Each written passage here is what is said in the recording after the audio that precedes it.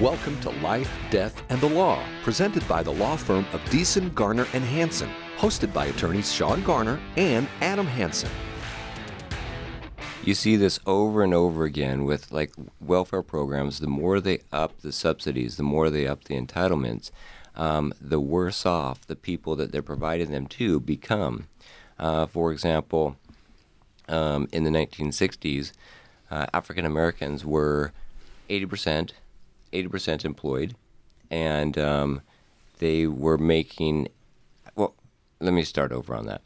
They made up, man, I'm off on my statistics now, but I believe it was 80% of the income of the national average.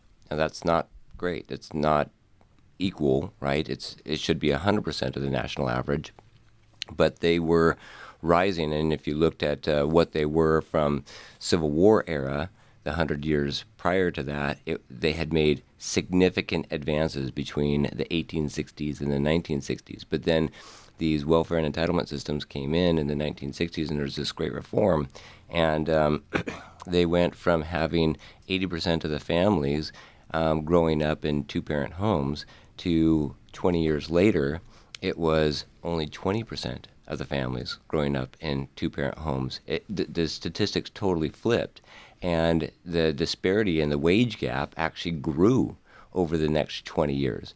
And so we see that as the more entitlements and the more subsidies that are provided out there, it actually hurts the groups and the subsets that we're actually trying to help and support.